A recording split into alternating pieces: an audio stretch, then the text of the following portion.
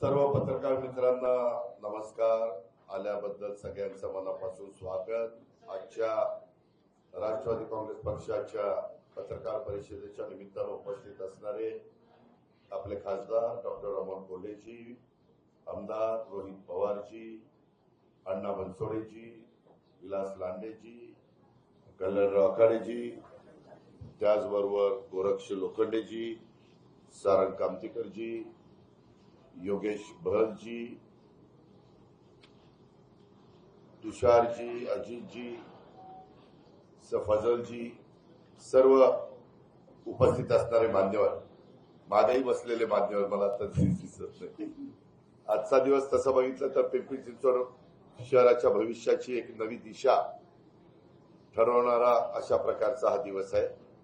महानगरपालिकेच्या निवडणुकीच्या करता दोन्ही राष्ट्रवादी काँग्रेस पक्षाचा विकासाचा वचननामा म्हणजेच जाहीरनामा आज आम्ही आपल्या सगळ्यांच्या समोर ठेवतो.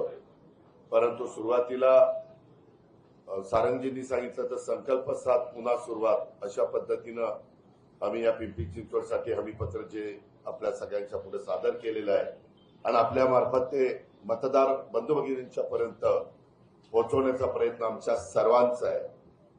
पुणे महानगरपालिकेचा काल आम्ही असाच एक कार्यक्रम केला. मागे तुम्हाला आठवत असेल मी तुम्हाला सांगितलेलं होतं की इथं काय गैरप्रकार चाललेले त्याचा उहापोह केला. परंतु मतदारांचं असं मत असतं, पत्रकार मित्रांचं असं मत असतं की बाबा तुम्ही ठीक आहे, त्यांचा जे काही पंचनामा केला, उहापोह केला, जे काही चुका दाखवल्या, तुम्ही काय करणार. तर ते आता आम्ही सगळे काय करणार ते सांगू इच्छितो. मित्रांनो, पिंपरी चिंचवड शहर काही एका दिवसात उभं राहिलेलं नाहीये. तुम्हाला अनेक पत्रकार मित्रांना माहिती की पहिल्यांदा ग्रामपंचायती काही एकत्र येऊन झालेली नगरपालिका, स्वर्गीय अण्णासाहेब मगरांच्या काळातली, डॉक्टर घारे साहेबांच्या काळातली, आणि नंतर तिचं रूपांतर झालेलं महानगरपालिकेत. त्याच्यामध्ये मग रामकृष्ण मोरे साहेब असतील, स्वर्गीय यशवंतराव चव्हाण साहेब असतील, आदरणीय पवार साहेब असतील, अशा अनेक मान्यवरांनी त्याच्यामध्ये स्वतःचं योगदान दिलं आणि ही औद्योगिक नगरी, कष्टकऱ्यांची नगरी, कामगारांची नगरी, इथं इंडस्ट्री आणण्याचं काम केलं. पवार साहेबांनी इथं जवळच हिंजवडीला आपलं IT पार्क काढण्याचं काम केलं आणि त्याच्यातनं सगळं आपल्या पिंपरी चिंचवडचं चित्र बदलून गेलं. हे कुणी नाकारू शकत नाही. त्यामध्ये आशिया खंडामध्ये सगळ्यात श्रीमंत महानगरपालिका असा नावलौकिक आपण सुरुवातीला मिळवला. आज तिला फार धुळीस मिळवण्याचं काम त्या नावलौकिकाला केलं. कर्ज रोखे काढून, बिलं थकून, आर्थिक शिस्त मोडून, भ्रष्टाचार करून त्या सगळ्या गोष्टी झाल्या. सांडपाणी व्यवस्थापन असो, प्रशस्त रस्ते असो किंवा उद्यानाचं जाळं असो, या शहराच्या कानाकोपऱ्यामध्ये राष्ट्रवादी काँग्रेसच्या कामाचा ठसा हा आपण सगळ्यांनी पाहिलेला आहे. 92 पासून आम्ही इथलं नेतृत्व करत होतो तेव्हा आम्ही सगळेजण काँग्रेसमध्ये होतो. 92 ते 99 काँग्रेसमध्ये काम करत असताना आम्ही या शहराचा सर्वांगीण विकास करण्याचा प्रयत्न केला. पण 99 ते 2017 जोपर्यंत आमच्याकडे सूत्र होती तोपर्यंत राष्ट्रवादी काँग्रेस पक्षाने या शहराचा चेहरामोहरा बदलण्याचा प्रयत्न त्या ठिकाणी केला. ही वस्तुस्थिती आहे. आणि पवार साहेबांच्या दूरच्या दृष्टीमुळे या शहराची उद्योगनगरी बरोबरच हिंजवडीच्या रूपाने IT सिटी म्हणून देखील ओळख संपूर्ण जगात झाली, संपूर्ण देशामध्ये झाली, हेही आपण बघितलं. गेल्या 9 वर्षाचा साधारण गोषवारा या शहराची अवस्था काय झाली हे आपण सर्व उघड्या डोळ्यांनी पाहतोय. या शहराला आम्ही स्मार्ट करण्याचं स्वप्न पाहिलं होतं. स्मार्ट सिटी करत असताना बेस्ट सिटी म्हणून पुरस्कार पण आपण मिळवला योगेश बल महापौर असताना देश पातळीवरचा.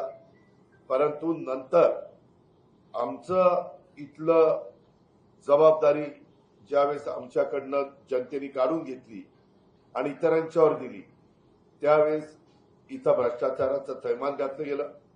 पाणी टंचाई, टँकर माफिया, कचऱ्यांचा प्रश्न, विस्कळीत झालेली वाहतूक व्यवस्था, यामुळे अक्षरशः सामान्य माणूस मिनी भारत म्हणून आपल्या शहराकडे बघितलं जातं. सगळे लोक अक्षरशः वैतागून गेलेले, पण बोलायचं कोणी. म्हणून आजचा जाहीरनामा केवळ कागद नाही, तर या शहराला पुन्हा एकदा वैभवाच्या शिखरावर नेण्याची आमची गॅरंटी आहे, आमचा वादा आहे. त्या दृष्टीनं आजचा दिवस हा एक ऐतिहासिक आहे असं मी मानतो. सामाजिक न्याय, समता, बंधुता आणि संविधानिक मूल्यांचं मूल मंत्र म्हणजे शिवशाहू फुले आंबेडकर यांच्या विचारावरचं काम, स्वर्गीय यशवंतराव चव्हाण साहेबांच्या सर्वसमावेशक विकासाच्या विचारांचा वारसा पुढे नेण्याचा आमचा संकल्प आहे. सर्व धर्म समभाव व सामाजिक एकोपा हा राखला गेला पाहिजे. गरीब, कष्टकरी, कामगार, शेतकरी, मध्यमवर्गीय यांचे प्रश्न प्राधान्याने सोडवले गेले पाहिजे. पर्यावरणपूरक, हरित आणि शाश्वत पिंपरी चिंचवड घडवण्याचा निर्धार हा आम्ही याच्यामध्ये करू पाहतोय. लोकप्रतिनिधी, नागरिक आणि प्रशासन यांच्यात विश्वासाचं नातं निर्माण झालं पाहिजे. भ्रष्टाचार मुक्त, पारदर्शक आणि उत्तरदायी महानगरपालिका याचं प्रशासन लोकांना मिळालं पाहिजे. निर्णय प्रक्रियेमध्ये नागरिकांचा सहभाग वाढवण्याचा आमचा प्रयत्न आहे. एकजुटीची आणि जबाबदारीची भूमिका, दोन्ही राष्ट्रवादी काँग्रेस पक्षाची संयुक्त ताकद पिंपरी चिंचवड महानगरपालिकेच्या हितासाठी आम्ही मतभेद बाजूला ठेवून विकासासाठी एकत्र आलेलो. आमच्या जाहीरनाम्यामध्ये आम्ही काही महत्वाच्या गोष्टीवर जाणीवपूर्वक भर दिलेला आहे. नियमित पाणी पुरवठा, रोज आमच्या नागरिकांना कॉर्पोरेशनचं पाणी नळाद्वारे मिळालं पाहिजे. टँकर मुक्त आपली महानगरपालिका आम्ही करणार आहोत. प्रशस्त रस्ते हे आम्ही आमच्या काळात केले. नंतर यांनी काय केलं, शाळांनी त्या रस्त्यामध्ये मोठे मोठे फुटपाथ केले आणि मोठे रस्ते छोटे करण्याचं काम केलं. असली यांची डोकी. आणि त्याच्यातनं वाहतुकीची कोंडी वाढली. त्याच्यामुळं प्रदूषण कमी करायला पाहिजे. तुम्हाला माहिती नाही किंवा असेल, पण प्रदूषण म्हणजे हवेच्या संदर्भात 30 कोटी रुपये खर्च केले. पैसे कुठे गेले, कुणाला मिळाले आणि काय प्रदूषण कमी झालं. उलट आता तुम्ही जर रेकॉर्ड काढलं तर आपलं पिंपरी चिंचवडचं प्रदूषण वाढलंय. त्याच्यामध्ये साधारण शहरातील अनधिकृत बांधकामाचा प्रश्न आपल्याला मार्गी लागावा लागेल. गरिबांना हक्काची घरं मिळवून देणं हा एक महत्वाचा प्रश्न आहे. पूर्वीच्या काळामध्ये आम्ही भाटनगर उभं केलं. एवढी दयनीय अवस्था आहे त्या भाटनगरची. तिथं नीट जिने राहिले नाही, नीट खिडक्या राहिल्या नाहीत, दारं राहिली नाहीत. अवस्था इतकी वाईट आहे की स्ट्रक्चरल ऑडिट केलं तर ते सांगतील हे त्याचा पुनर्विकास करण्याची गरज आहे. तशा पद्धतीनं आपल्याला ते करावं लागणार आहे. त्याचबरोबर आरोग्य आणि महिला सुरक्षा सक्षमीकरण आणि शिक्षण, हे शिक्षणात सातत्याने बदल होत आहेत. एआयचं शिक्षण असेल, सीबीएसईचं शिक्षण गोरगरिबांना पण देण्याचं काम असेल, काही इंग्रजी माध्यमातनं मराठी चांगलं येऊनच तेही काम करायचं असेल. हा जाहीरनामा फक्त कागदावरचा शब्द नाही, तर पिंपरी चिंचवडच्या विकासाची ब्लूप्रिंट आहे. आमचा जाहीरनामा हा फक्त वचनांचा संग्रह नाही, तर तुमच्या समस्या सोडवण्यासाठीचा रोडमॅप आहे. वास्तविक 2017ला जे प्रमुख म्हणून सत्तेवर आले त्यांच्या जाहीरनाम्यातल्या किती गोष्टी त्यांनी पूर्ण केल्या जरा पहा. कुठल्याही गोष्टीला ते पूर्णत्वाला नेऊ शकले नाही.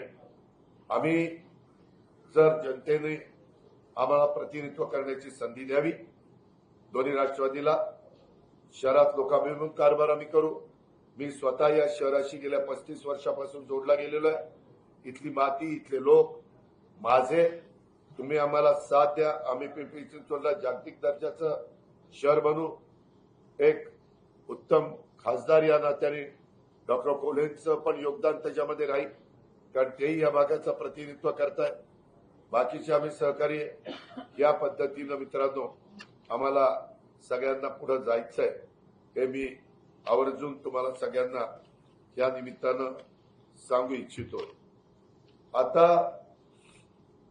ह्या शहरातल्या नागरिकांना उद्याच्या निवडणुकीमध्ये ठरवायचंय की आपल्याला नेतृत्व कुणाच्या हातात द्यायचंय, लीडरच्या हातात द्यायचंय का त्याच्या संदर्भात डीलरच्या हातात द्यायचंय.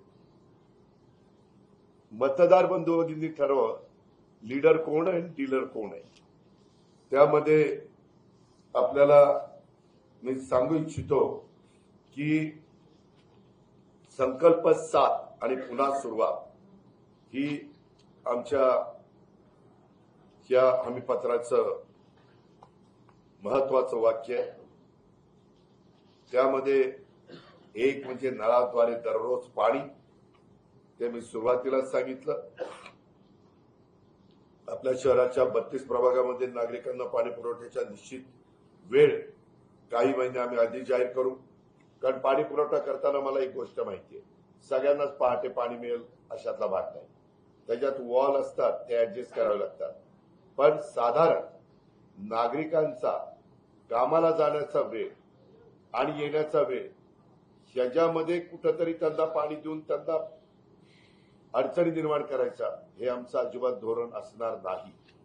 ते घरी असतानाच त्यांना पाणी आलं पाहिजे अशा प्रकारची आम्ही व्यवस्था करू. तशा वेळा आम्ही त्या ठरवून निश्चित वेळापत्रक काटेकोरपणे पाळलं जाईल.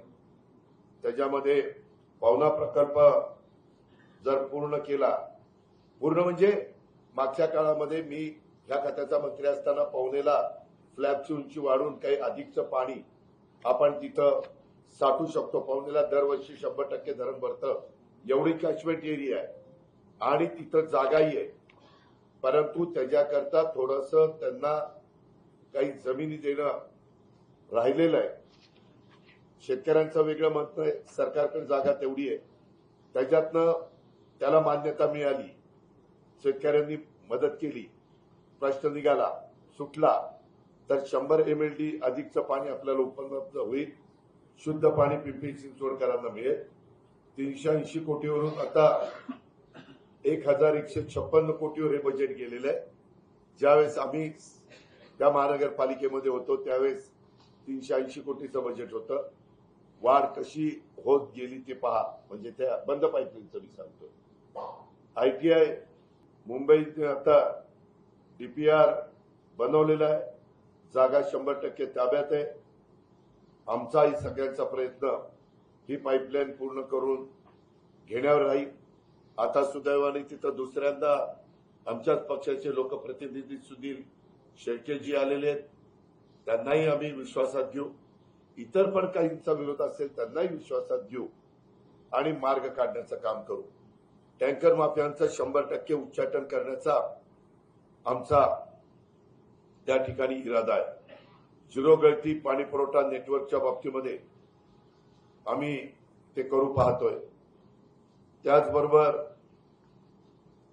नदी पुनरुज्जीवन आणि पूर नियंत्रण हेही आम्हाला सगळ्यांना ते करावं लागणार आहे.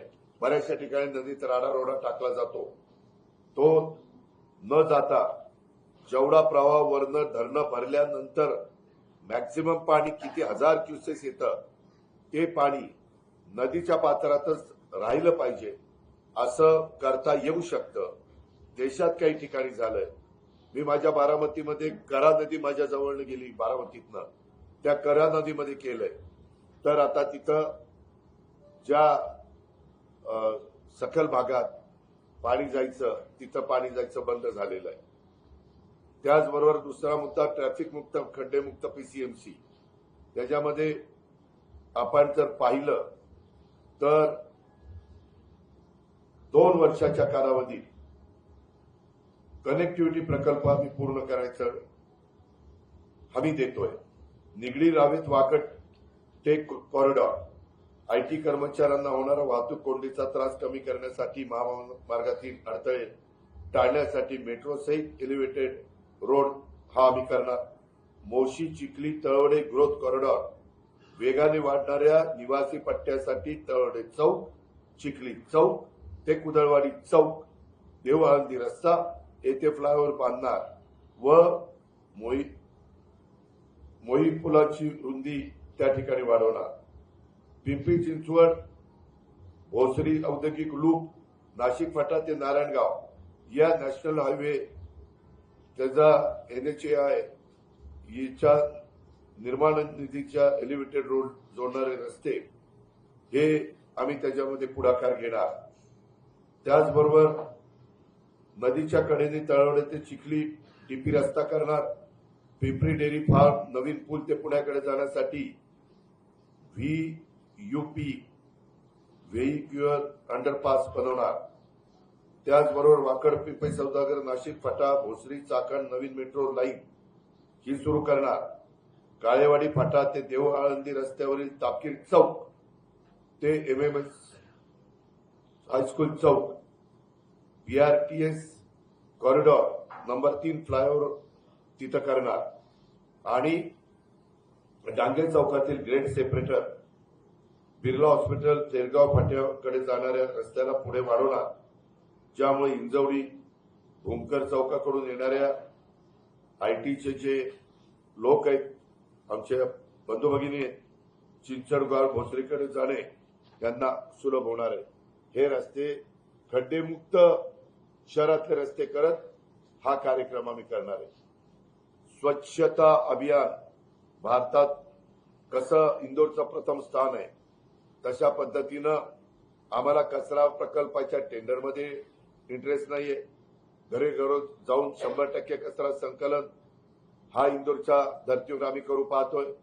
कोविडमध्ये मी पालकमंत्री असताना आम्ही PCMC मध्ये येऊन अनेक श्रमदानाचे कार्यक्रम केले. कचरा संकलन वर्गीकरण काही प्रमाणात काही प्रभागात 95% पर्यंत आम्ही ते घेऊन गेलेलो होतो.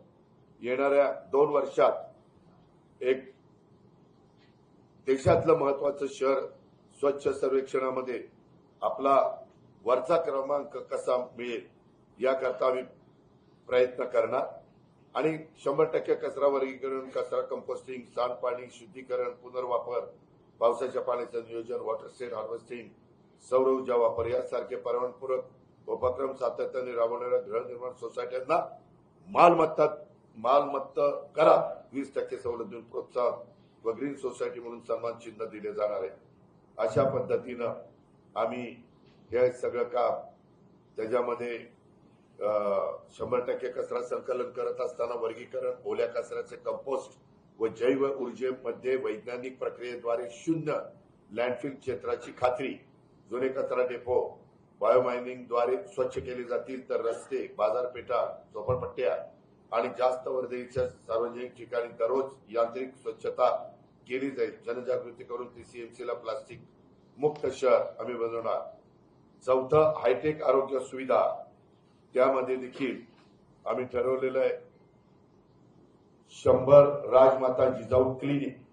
त्याच्यामध्ये टर्शरी हॉस्पिटलमधील तज्ञ डॉक्टरांवरील ताण कमी करण्याच्या दृष्टीनं घराच्या 2 किलोमीटर परिघराच्या आत प्राथमिक वैद्यकीय सुविधा मिळण्यासाठी प्रायमरी हेल्थ सेंटर ही खूप महत्वाची ठरतात आणि म्हणून तो कार्यक्रम आम्ही राबवणार. यशवंतराव चव्हाण YCM म्हणून जे आपलं हॉस्पिटल आहे ते पालिकेचं, तिथं रुग्णालयाच्या माध्यमातून परवडणाऱ्या आणि दर्जेदार आरोग्य सेवा यापूर्वीच आमच्या कार्यकाळात बळकट झालेल्या आहेत. पुढील टप्प्यामध्ये देखील कर्करोग रुग्णालयाची स्थापना, PCMC स्वतःचं MBBS वैद्यकीय महाविद्यालय, अद्ययावत बर्न वॉर्ड सुविधा उपलब्ध करणार, तज्ञ डॉक्टरांच्या डिजिटल सल्ल्या मसलतीनं टेलिमेडिसिन सेवा सुरू करणार, पोर्टेबल डायग्नोस्टिक युनिट तैनात करणार, नागरिकांना व्यापक आरोग्य विमा संरक्षण त्या ठिकाणी देणार. मग MRI, CT स्कॅन व तत्सम चाचण्या अल्प दरात उपलब्ध करून देणाऱ्या लॅब PPP मॉडेलवर अंतर्गत उभारणार. अशी सगळी कामं आम्ही हायटेक या आरोग्याच्या सर्व्हिसच्या बाबतीमध्ये आरोग्य सुविधा देत असताना करणार. 5वा DP प्लॅन रद्द करण्याच्या करता DP प्लॅन मध्ये एवढ्या गोंधळ करून ठेवला आहे. गुंठेवारी नियमित करताना सामान्य नागरिकांना 2-2, 3-3 वर्ष हेलपाटे मारावे लागत आहेत. पालिकेची प्रक्रिया पूर्णपणे ऑनलाईन करावी लागणार आहे. आर्किटेक्टचं पॅनल तयार करून गुंठेवारीसाठी कमाल फी पालिकेने निश्चित केली पाहिजे. त्याच्यावर कोणताही खर्च करावा लागणार नाही अशी आम्ही व्यवस्था करणार. माझ्या पिंपरी चिंचवडकरांचं पुनर्वसन सन्मानाने करणारा मी त्यामध्ये लक्ष घालणार. आणि पारदर्शक पद्धतीनं टीपी प्लॅन मध्ये पत्रकार मित्रांनो तुम्हाला माहितीच असेल पण आठवण करतो 50,000 हरकती येऊन देखील टीपी प्लॅन चुकीच्या पद्धतीनं रेटून त्या ठिकाणी रेटनं चालू आहे. हे अन्यायकारक आहे. कुणी तिथे लक्ष द्यायला तयार नाही. हम करे सो कायदा तिथं चाललेला आहे आणि म्हणून ह्यामध्ये आम्ही अशा पद्धतीने लक्ष घालणार. मंजुरीपूर्व स्वतंत्र ऑडिट करणार, झोपडपट्ट्यांचे विस्थापन नव्हे तर पुनर्वसन करणार आणि त्याच्यातनं हे सगळ्या घरांचा प्रश्न मार्गी लावणार. शून्य विस्थापनाची हमी, मालमत्तेचे कायदेशीर संरक्षण देणार, धार्मिक स्थळांचं रक्षण आणि संगोपन करणार. त्यामध्ये कुठेही भेदभाव करणार नाही. जे कुठले आपले धार्मिक स्थळ आहे ते कुठल्याही जातीची, पंथाची, धर्माची, प्रांताची असू द्या, तिथं आपल्याला रक्षण पण करायचंय आणि संगोपन पण करायचंय. कारण श्रद्धास्थानावर आघात होणार नाही याची काळजी ज्या त्या शहरामध्ये लॉ अँड ऑर्डर चांगली राहण्याच्या करता करावीच लागते. भावना भडकवायला फार अक्कल लागत नाही. लोकांना समाजामध्ये तेढ निर्माण करणं, दरी निर्माण करणं याला फार काही त्यामध्ये अक्कल लागते अशातला भाग नाही आणि म्हणून यामध्ये पण आम्ही लक्ष घालणार. 6वा पीसीएमसी मॉडेल स्कूल साधारण आपल्या 32 प्रभाग बरोबर ना, तर त्याच्यामध्ये 100 मॉडेल शाळांना मंजुरी दिली जाईल. निवडक महानगरपालिकेच्या शाळांचे श्रेणीवर्धन करेल आणि लोकसंख्येच्या क्लस्टरनुसार टप्प्याटप्प्याने सीबीएसई आणि आयसीएसई मानांकनानुसार नवीन शाळा सुरू केल्या जातील.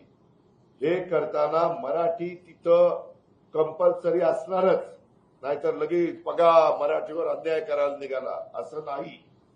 मराठी तर मातृभाषा आलीच पाहिजे, पण इंग्रजी पण जगाच्या कुठेही आपला मुलगा मुलगी पुढची पिढी जाणार असेल तर त्याला ते आलं पाहिजे.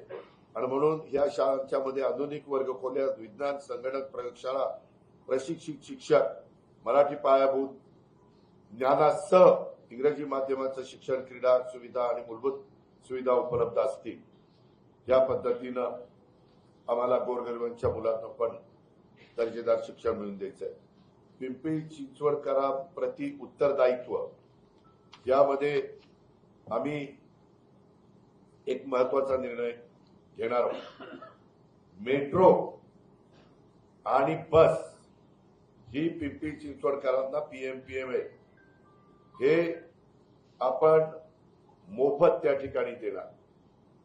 जगामध्ये काही देशामध्ये अशा पद्धतीनं पब्लिक सर्व्हिस ट्रान्सपोर्ट हे मोफत दिली जाते.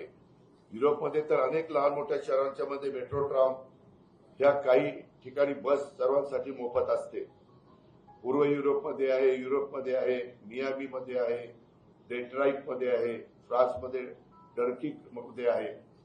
त्यामध्ये आम्ही फार विचारपूर्वक हे सांगतोय. ही निवडणुकीची घोषणा नाही, ही अंमलबजावणी जसं आम्ही लाडक्या बहिणीची योजना आणली किंवा वीजमाफीची योजना आणली ती आमची चालू आहे. त्यामध्ये 8.5 लाख कोटीमध्ये आम्ही जवळपास या सगळ्या योजनांच्या मध्ये 10% रक्कम खर्च करतो सरकार म्हणून. तसं आपलं इथलं यंदाचं बजेट होतं 9,600 कोटीचं. साधारण आम्ही काढलं रोजचे 35 लाख रुपये महामेट्रोला आपल्या पिंपरी चिंचवडच्या स्टेशन मधून तिकीट विक्रीतनं मिळतात.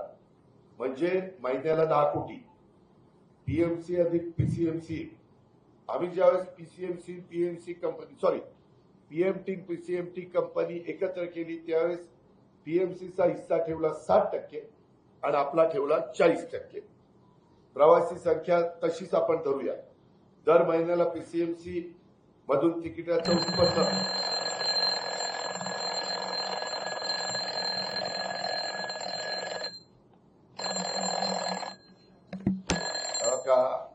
सकाळी उठवायचा काम अलार्म करताय, आता जनतेला उठवायचं काम आम्ही करतो. हे करायचं आहे म्हणून हा अलार्म आहे हे मला सांगायचं आहे. तर त्यामध्ये दर महिन्याला पीसीएमसी मधून तिकिटाचं उत्पन्न साधारण 4 कोटी रुपये त्या ठिकाणी मिळतं. मी मगाशी सांगितलं 10 कोटी ते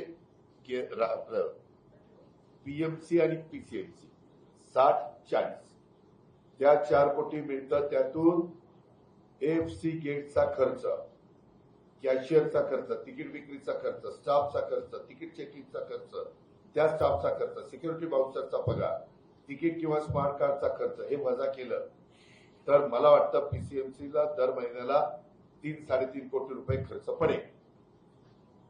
आपण पुणे आणि पिंपरी चिंचवडमधून साधारण 50 ते 60 कोटी पीएमपीएमएलला तिकीट विक्रीतनं महिन्याला उत्पन्न मिळतं. पण 38 कोटी रुपये फक्त सॅलरीचा खर्च तिथं होतो. 50 कोटी साधारण 40% जर धरलं तर त्याच्यातून आपल्या वाट्याला येतात 20 कोटी सीएमसीला. त्यातून तिकीट छपाई, कंडक्टर पगार, तिकीट चेकिंग, स्टाफ पगार, ऍप, सॉफ्टवेअर, इतर काही वजा केले तर आपल्याला साधारण 15 कोटी रुपये पीएमपीएमएलला द्यावे लागतात. अशा पद्धतीनं आपण जर ठरवलं तर मी मगाशी सांगितलं त्या पद्धतीनं हे मेट्रोचे 3 कोटी आणि पीएमएलचे 15 कोटी असे 18 कोटी रुपये आपण महिन्याला दिले तर वर्षाला 216 कोटी रुपये होतात. पीसीएमसीचं बजेट यंदाचं 9,675 कोटी रुपये होतं. मी पुण्याला सांगितलं की इथं 30 लाख वाहन रजिस्टर होतात, MH12. आपलं आहे MH14. तिथं 23 लाख वाहनं रजिस्टर होतात झाली. 10 लाख वाहनं जरी रोज 1 तास ट्रॅफिक मध्ये अडकली तर 10 लाख वाहनांच्या करता 10 लाखच लोक धरा. प्रत्येकाचे 50 रुपये. वेळ जास्त जातो, डिझेल आणि पेट्रोल जास्त जळतं, अर्धा लिटरच धरा जास्तीचं जळालं, 50 रुपये त्याचे. अर्धा लिटर पेट्रोलचे 5 कोटी रुपये वाया जातात 10 लाख लोकांचे. मॅन आवरचे 150 रुपये तास धरला तर त्याचे आपण रोज 10 लाख लोकांचे 15 कोटी रुपये होतात, असे 20 कोटी रुपये आणि दररोजच्या ट्रॅफिकमुळे वाया जातात. म्हणजे 600 कोटी महिन्याचे आणि वर्षाचे बघितले तर माझ्या पिंपरी चिंचवडकरांच्या खिशातून 7,200 कोटी रुपयाचं नुकसान त्यांचं होतं. मग महानगरपालिकेला आमचे नागरिक जो कर भरतात त्यांचा रोजचा प्रवास सुकर व्हावा, प्रदूषण कमी व्हावं, त्याच्यामध्ये ट्रॅफिक जाम होतो, ती वाहनांची संख्या कमी झाल्यावरती होणार नाही. शिवाय नागरिकांना मोफत हा प्रवास मिळणार. ते 7,200 कोटी रुपये वाचवायचे म्हटले तर एवढे पैसे द्यायला 216 कोटी रुपये काहीच अडचण नाही.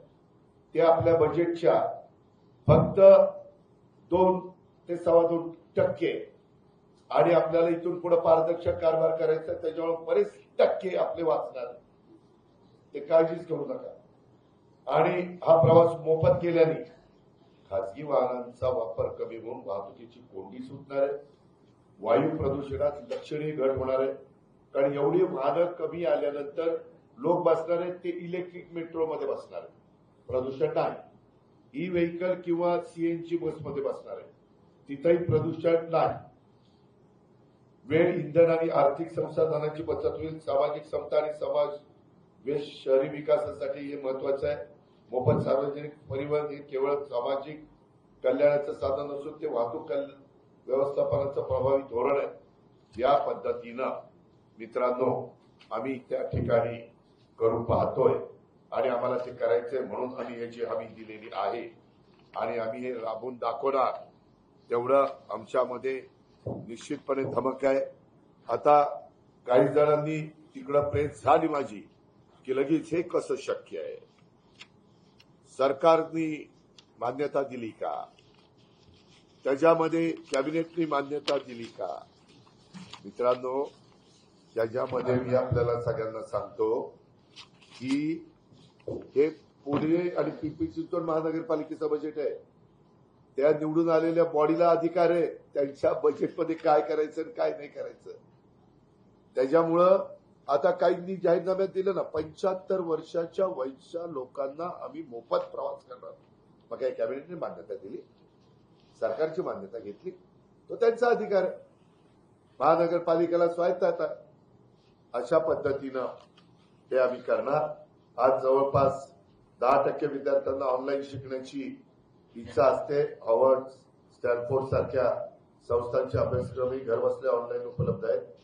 पिंपरी चिंचवडमध्ये देखील स्वतःला आधुनिक शहर म्हणवत असेल तर शिक्षणात ही आधुनिकता आपण प्रतिबिंबित झाली पाहिजे. म्हणून आज तुम्हाला मोबाईल किंवा टॅबलेट किरकोळ गोष्ट वाटत असली तरी महानगरपालिकेच्या शाळेत शिकणाऱ्या विद्यार्थ्यांच्या आई वडिलांचा विचार करा.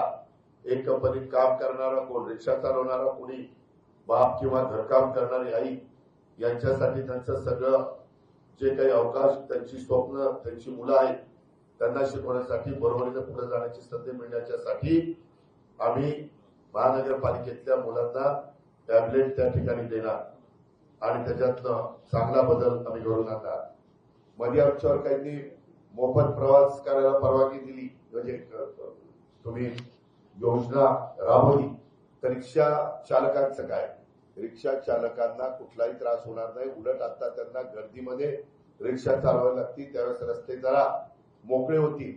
आणि तुम्ही मेट्रोला उतरल्यानंतर तुम्हाला तिथून तुमच्या घरी जायचं म्हटलं तर तुम्ही रिक्षा करणार.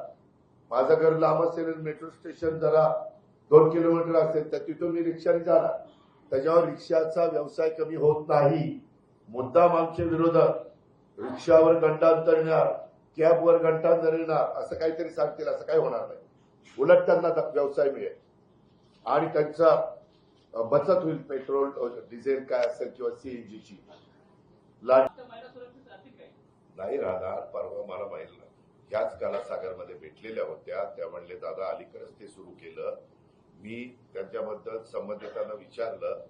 ते म्हणले कॉन्ट्रॅक्टच्या महिला आहेत, पण कॉन्ट्रॅक्टरनी पण ज्यांनी कॉन्ट्रॅक्ट घेतलंय स्वच्छता पुरवायचे त्यांनी अशा पद्धतीनं रात्री 10 ते 6 असं काहीतरी ते टायमिंग ठेवलंय. हे फार ऑड आहे. ते असं कुठंच नसतं. त्याच्यामुळं त्या संदर्भात हस्तक्षेप केला गेला पाहिजे.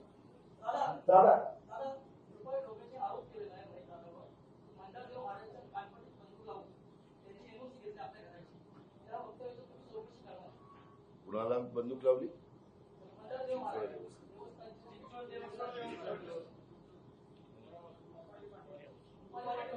एक मिनिट. आरोप केलेला असेल तर ज्यांनी आरोप केलेला आहे की मागच्या पक्षाची कार्यकर्ती आत्ताची उमेदवार आहे. आता निवडणूक संपल्यावर मी तिला विचारेन तुझ्याकडे याच्या संदर्भातले काय प्रूफ आहे. कारण आरोप करणं वेगळं आणि पुराव्यासहित आरोप करणं वेगळं. तिच्याकडे काही पुरावा असेल तर मग मी पुढचे जे काही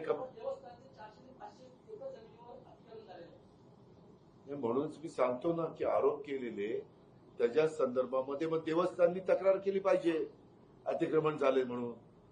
देवस्थानचा तर ट्रस्ट आहे, ट्रस्टला ट्रस्टी आहेत, विश्वस्त आहे, म्हणजे विश्वस्त पण चीफ ट्रस्टी पण आहे, मुख्य विश्वस्त. त्यांनी त्याच्या संदर्भामध्ये जर तक्रार केली तर आपल्याला पुढे कारवाई करता येईल, चौकशी करता येईल. रेड झोनचा प्रश्न हा पूर्ण संरक्षण विभागाच्या अखत्यारीमध्ये येतो. तो मार्गी लावण्याचं काम अनेकांनी 90-91 पासून चालवलेलं आहे. अजून कुणाच्यानी पण तो मार्गी लागला नाही. अनेक संरक्षण मंत्री होऊन गेले. तो इतका गंभीर विषय आहे आणि त्या संरक्षणाचा जो साठा आहे संरक्षण विभागाचा, डिफेन्सचा, त्याच्याशी संबंधित आहे. त्याच्यात वरच्या पातळीवर पण बाबा जर उद्या वेडवाकडं काही घडलं तर ते कुठपर्यंत लांब जाणार आहे, म्हणजे काही किलोमीटर, काही मीटर, काही फूट असं ते बघून ते करावं लागेल. पण ते जरी सुटत नसला तर तिथं लोक राहत आहेत, घरं बांधतायत, रस्ते होत आहेत, पाणी द्यावं लागतंय, ते लाईट द्यावी लागते, हे सगळं अनधिकृत आहे. पण कधी ना कधी या संदर्भातला विषय हा घ्यावाच लागेल. पण ज्यावेळेस संरक्षण विभागाचा विषय येतो त्यावेळेस देशाच्या सुरक्षिततेचा जो काही महत्वाचा भाग आहे त्याचा काही दारुगोळ्याचा साठा तिथं आहे. त्यामुळं तिथं शेवटी देशाच्या सुरक्षितेला अग्रक्रम दिला जातो. पण त्याच्यातून जर दुसरीकडं जिथं निर्मनुष्य जागा आहे तिथं तो शिफ्ट केला तर मार्ग निघू शकतो.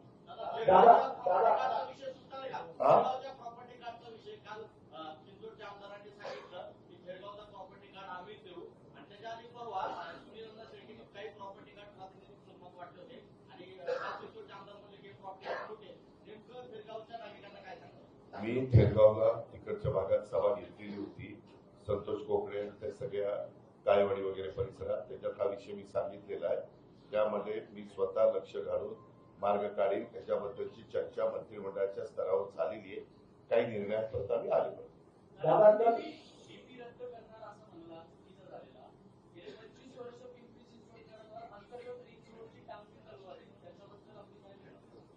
जे नागरिकांच्या फायद्याचा असेल, लॉंग टर्मचा 25-50 वर्षाचा विचार करून त्या गोष्टी कराव्या लागतील. पण त्या करत असताना ज्यांच्या भागात ते करायच्या त्यांचं कुठलंही नुकसान होणार नाही ही काळजी घेतली जाईल.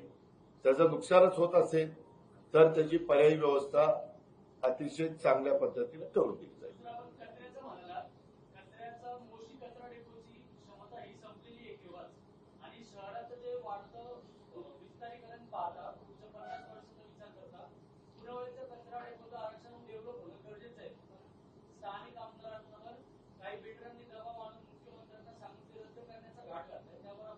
मी मगाशी कचऱ्याच्या संदर्भात स्पष्ट सांगितलं. आता पूर्वीसारखा कचऱ्याची विल्हेवाट लावण्याची गरज नाही. आता असं डम्पिंग करावं लागत नाही. आला कचरा की तिथल्या तिथं सोसायटीच्या एरियात पण देखील तुम्ही कचऱ्याचा छोटा प्लांट टाकून त्याची विल्हेवाट लावू शकता. अनेक प्रकार त्याच्यात निघालेले आहेत. आम्ही काही ठिकाणी ते राबवलेले आहेत. त्या पद्धतीनं हे डम्पिंग बिम्पिंग आम्ही डोक्यातनं काढू आणि नागरिकांना त्रास न होता त्या कचऱ्याची विल्हेवाट लावू.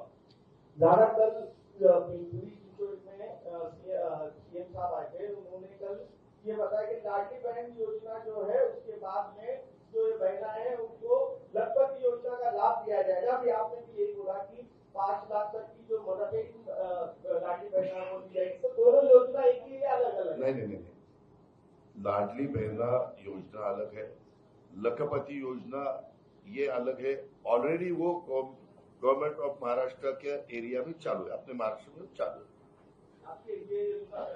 ये अलग है.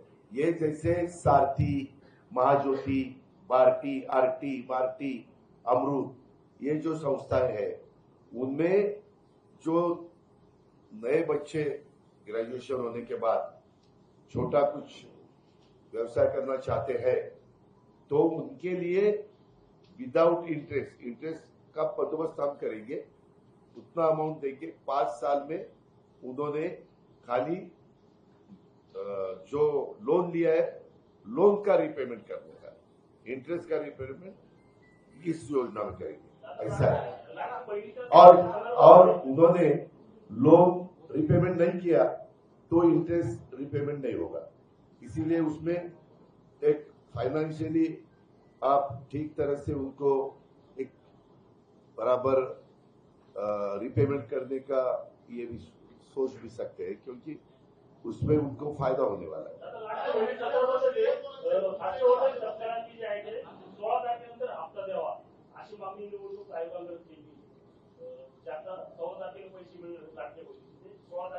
ठीक आहे. 2 दिवसांनी निवडणूक आयोगाने सांगितलं तर 16ला करू.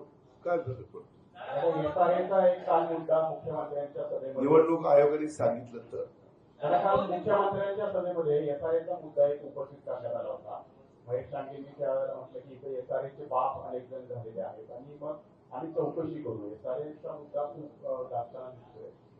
तुमच्यापर्यंत हे प्रकरण पोहोचलेलं आहे का? चौकशी करा. पाठिंबा आहे. एकदा करा. दूध का दूध पाणी का पाणी होऊ द्या. कुणाकुणाचे लांगे बांधे, कुणी काय केले, खरंच झोपड्या होत्या का झोपड्या बोगस दाखवल्या, त्याच्यात तर टीडीआर घेतला. होऊ द्या ना. रावेतचाही होऊ द्या, सगळंच होऊ द्या.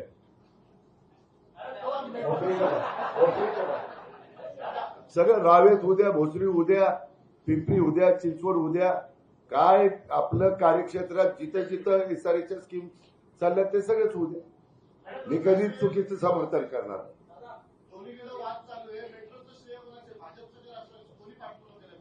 मेट्रोला डॉक्टर मनमोहन सिंगांचं सरकार असताना त्याला मंजुरी दिली गेलेली होती. त्याच्यानंतर देशाचे पंतप्रधान नरेंद्र मोदी साहेब झाल्यावर त्याचं भूमिपूजन ऍग्रिकल्चर कॉलेज पुण्याला झालं. त्याला आम्ही कार्यक्रमाला हजर होतो. त्यावेळेस दोन्ही शहराचे महापौर राष्ट्रवादीचे तिथं स्टेजवर बसलेले होते. हे माहिती करतात आपल्याला. 2 दिवसापूर्वी पिंपरीच्या आपल्या राष्ट्रवादीच्या उमेदवारांनी उपमहापौर वासवानी आणि संदीप वागेरे यांनी बनावट दारू पकडून दिली शहरामध्ये. याकडे आपण कसं पाहता की आमिष कसं दाखवलं जाते आणि लोकांच्या जीवाशी खेळलं जाते? यामध्ये एक्साईजला सांगून कुणालाही सोडणार नाही. ते कुणी किती कसले जवळचे असू, लांबचे असू, मधले असू, कुणी असू, त्यामध्ये कारवाई केली जाईल. याच्यातनं आमचा टॅक्स, आमचा म्हणजे आपल्या गव्हर्नमेंट ऑफ महाराष्ट्राचा टॅक्स एक्साईज पण पुरते आणि खूप मोठ्या प्रमाणावर अलीकडं त्या विभागाचे कमिशनर यांनी लक्ष घातलेलं आहे. मी त्यांना पूर्ण फ्री हँड दिलेला आहे आणि म्हणलं कुठेही हस्तक्षेप कुणाचा होऊन द्यायचा नाही. कुणाचाही सापडलं तर ऍक्शन घ्यायची.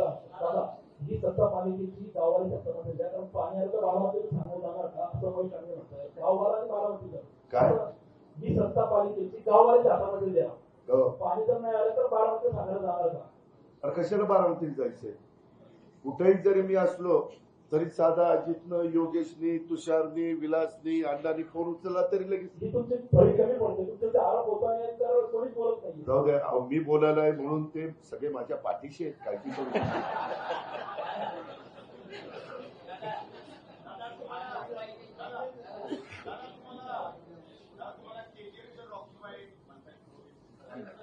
काय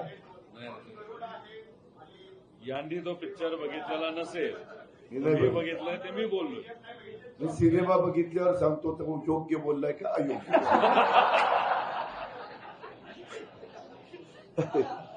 हो.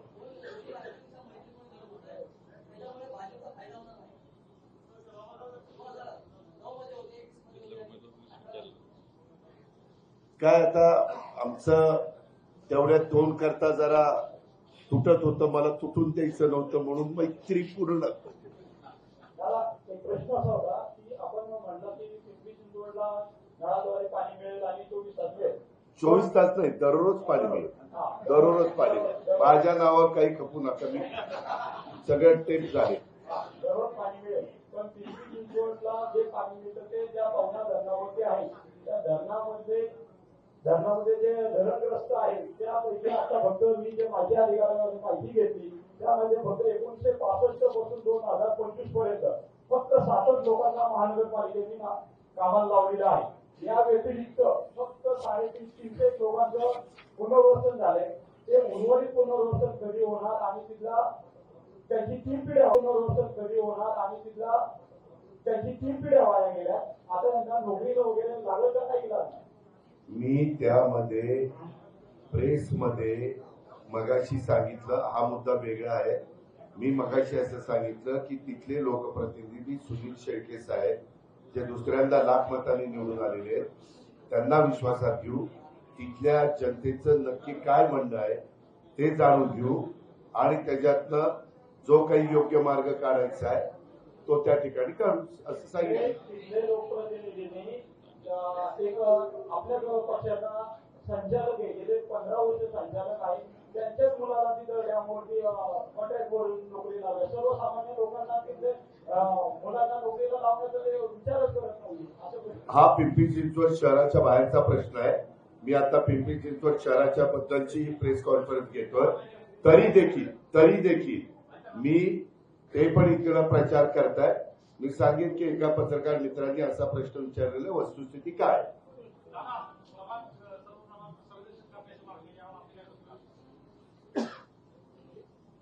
मतदान शांततेने, संयमाने, कुठलाही दडपशाही न होता झालं पाहिजे आणि ते करण्याच्या करता कुठेही आपण म्हणजे जे काही निवडणूक आयोगाला त्याबद्दलचे निर्णय घ्यायचे असतील ते त्यांनी घ्यावेत आणि आपली जी परंपरा आहे शांततेच्या मार्गाची ती इतर राबवावी.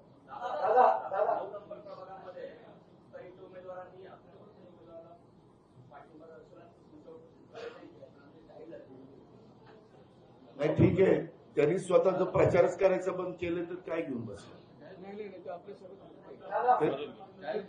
बरोबर, मग तेच म्हणतोय, त्यांनी त्याचा स्वतःचा प्रचार करायचं बंद केलं याचा अर्थ तो त्याच्यातनं त्याचं नाव राहणार, पण तो त्यांनी सपोर्ट केलेला आहे आणि तो प्रचार पण करतोय. कोरोनामध्ये दस्ताना केले, ज्यावेळेस केले दस्तानाच्या मुलाला तुम्ही तिकीट दिलं, पण ज्यावेळेस मुलाला तिकीट नाही दिलं, तो पूर्ण निवडणुकीत तुम्ही एकही मुस्लिम उमेदवार दिला नाही. त्या संदर्भामध्ये आम्ही आझमबाईच्या मुलालाच तिकीट देत होतो. मी त्यांना सांगितलेलं पण होतं, तो तयार पण झाला होता, परंतु तिथं चौथा उमेदवार ज्या ताकदीचा पाहिजे होता तो त्या ठिकाणी मिळाला नाही. त्याच्यावर तिथं बाबर उमेदवार ठरले होते, आझमबाईंचा मुलगा उमेदवार ठरला होता, अजून एक उमेदवार ठरला होता, पण एक शेड्यूल कास्टची महिला उमेदवार आम्हाला पाहिजे होती, ती आम्हाला मिळाली. चांगली ताकदीची न मिळाल्यामुळं मग त्यांनी उभं राहायचं रद्द केलं, लास्ट क्षणाला झालं.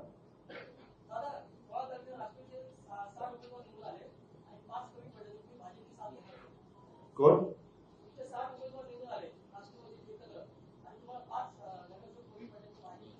नाही, एक मिनिट, मला एक सांगा, 128 जागा आहेत ना, 128. आता फाईट कुणात आहे? फाईट कुणात आहे? 2 एनसीपी भाजप, म्हणजे कुणाला तरी निम्म्याच्या पेक्षा जास्त जागा मिळणार ना. मग माझा दावा आहे, जो मी आता हमीपत्र दिलेलं आहे, मी जे काही सांगतोय, जनता आमच्या पाठीशी उभी राहील, राष्ट्रवादीच्या ताब्यामध्ये इथली सूत्र देतील, त्याच्यावर कुणाचा ह्याचा पाठिंबा घ्या, त्याचा पाठिंबा घ्या, ह्याच्या कोंबड्या घ्या, त्याच्या कोंबड्या घ्या, काही करावं लागणार नाही. चला आता बस, धन्यवाद. माझी सभा आहे का बीडची? तुम्हाला माहिती का तुमचा उमेदवार रेकॉर्ड करतो, काय तुमचा उमेदवार वर्ल्ड रेकॉर्ड करतो वर्ल्ड रेकॉर्ड तुम्हाला माहिती काही का? काही लिहा ना, हे काय काही दादा माहिती का तुम्हाला? सांगितलं ना, तर ह्याच्याशी बोलून हे काय दादा तुमचा मी उमेदवार सांगितलं, सुनील शेट्टीशी बोलून घेतो. दादा तुमचा उमेदवार अहो ठीक आहे ना, आता आचारसंहिता, आता मला काही सांगता येईल, मी निवडणूक संपल्यानंतर बोलतो.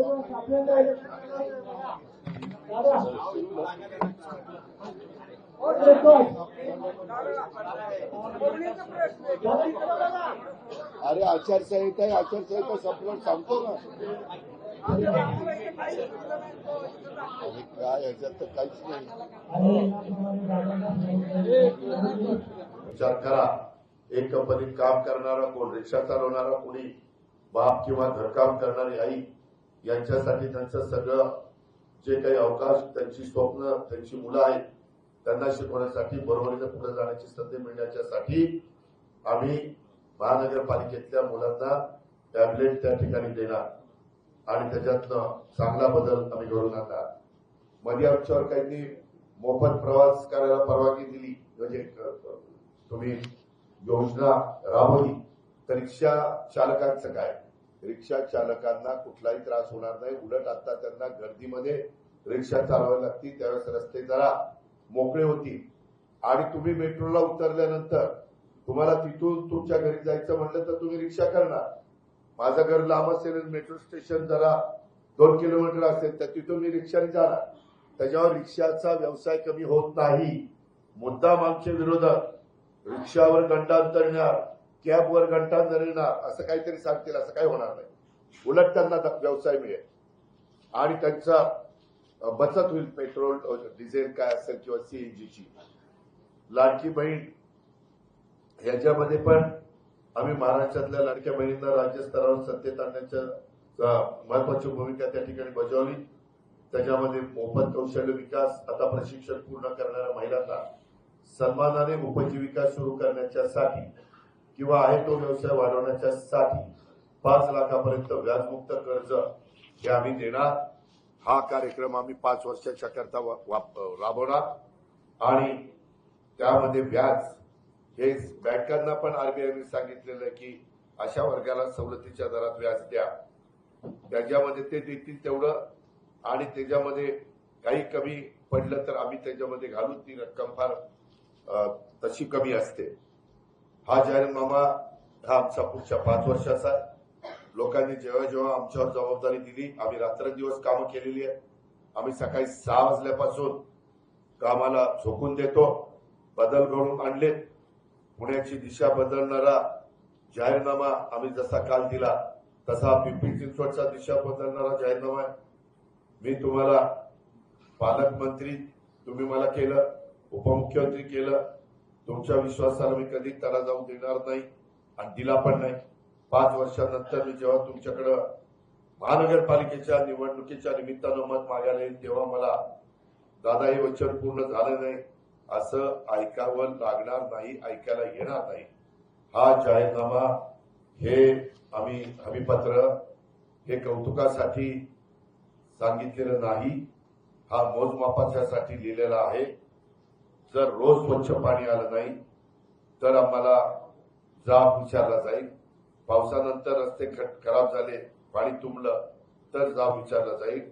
आरोग्य सेवा किंवा प्रदूषण याबद्दल आम्ही बोलल्याप्रमाणे केलं नाही तरी जाब विचारला जाईल. ही जबाबदारी आम्ही स्वीकारतोय.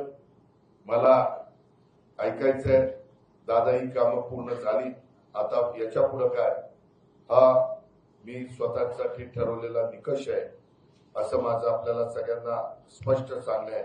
आणि ते कुठल्याही परिस्थितीमध्ये आम्ही पिंपरी चिंचवडच्या परिसरामध्ये करून दाखवणार. 2017 तर सुरुवातीला 1992 त्या 25 वर्षात दाखवलेलं आहे.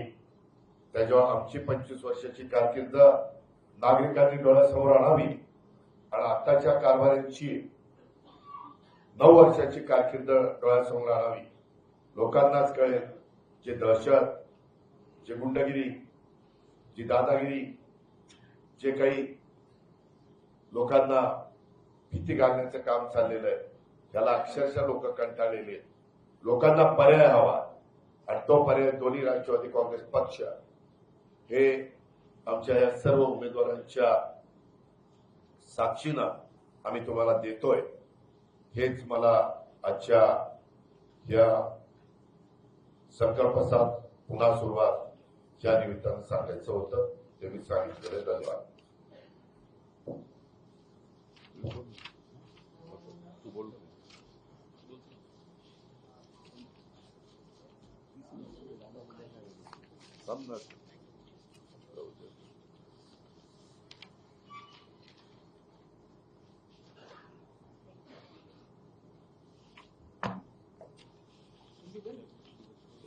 कुणाचे काही प्रश्न आहेत का? बोला. खूप सारे नको, रिपीट करू नका, सुरुवातच आपण का. धन्यवाद. बोला. नाही, कुत्र्याच्या नसबंदीचं सांगितलेलं आहे. कारण जे काही तुम्हाला मी पत्रकार मित्रांनो एक सांगतो, अनेक पुरावे आम्ही त्याच्या संदर्भामध्ये दिलेले आहेत की कसा तिथं कोटी खर्च केला. आज बेवारस कुत्री तर सगळीकडे फिरता येतच. 12 कोटीचं सॉफ्टवेअर मधल्या काळामध्ये घेतलं गेलं. त्या 12 कोटीच्या सॉफ्टवेअरची 120 कोटीला कोणी खरेदी केलं हेही आपण बघा. त्याच्यामध्ये विधिमंडळामध्ये आमदारांनी विधान परिषदेमध्ये जो प्रश्न विचारला त्याच्यामध्ये चौकशीचे आदेश देण्यात आलेले, मग ते चुकीचे होते का? नाही. त्याच्यामध्ये हवा प्रदूषण दूर करण्याकरता 30 कोटी रुपये खर्च दाखवला गेला. शहर तर आज सर्वाधिक प्रदूषित शहर आहे. केंद्र प्रदूषण मंडळाच्या नोटीस मग कशी आली? 30 कोटी कुठे गेले? त्याच्यामध्ये एकाही झाडाची गणना न करता 7 कोटी रुपये झाडाची गणना केल्याचं दाखवलं. मग हे 7 कोटी रुपये. दादा, खरं तर भाजपने आपल्या जाहीरनाम्यामध्ये पिंपरी चिंचवड जिल्हा घोषित करून शिवनेरी नाव देऊ असं म्हटलंय. तुम्ही आधी भूमिका सांगितलं की शिवनेरी असा काही जिल्हा किंवा वेगळा जिल्हा गरज नाही, या घोषणेकडे कसं बघता? का ज्याच्यातनं आपल्या राज्यातल्या कुठल्याही भागाचा फायदा होत असेल, लोकांना त्याच्यातनं काही अधिकचं मिळत असेल, सुविधा मिळत असेल, फायदा होत असेल, तर आमचा कुणाचा विरोध असायचं काय कारण?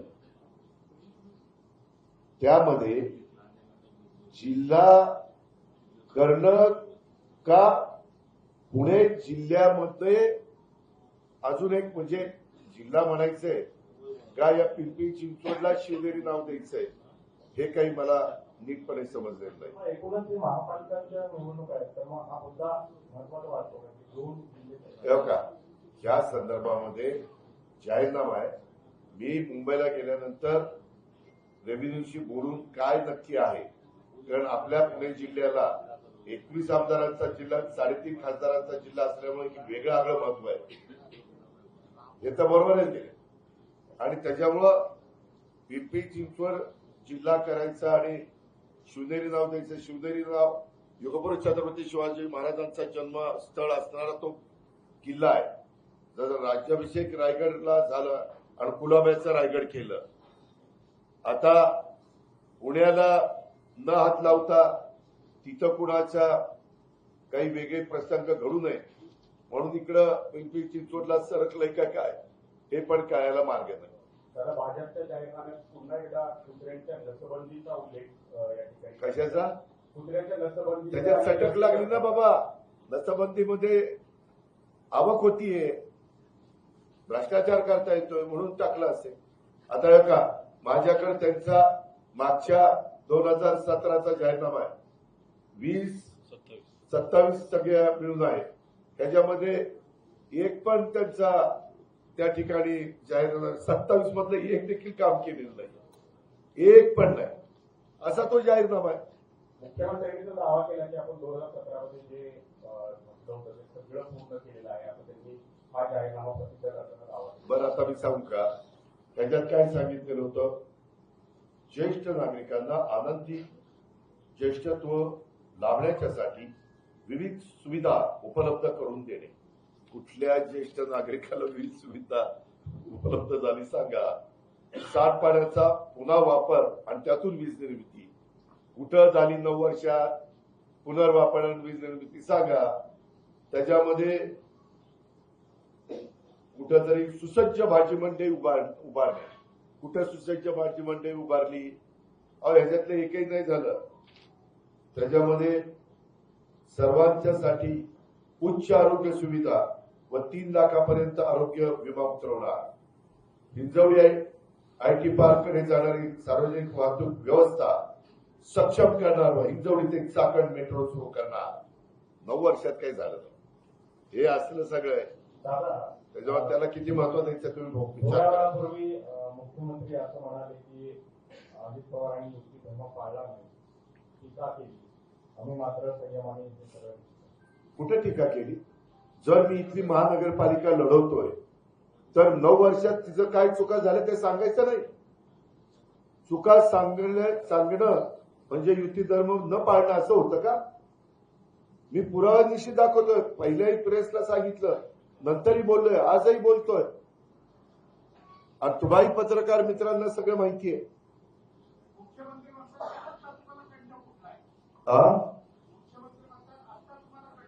9 वर्षांनी निवडणूक लागली ना बाबा.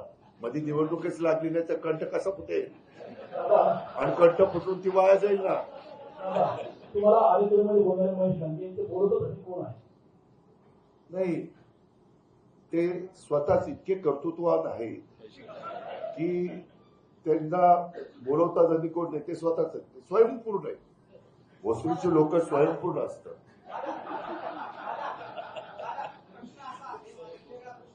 हा स्वयंभू, स्वयंपूर्णपण आणि स्वयंभू.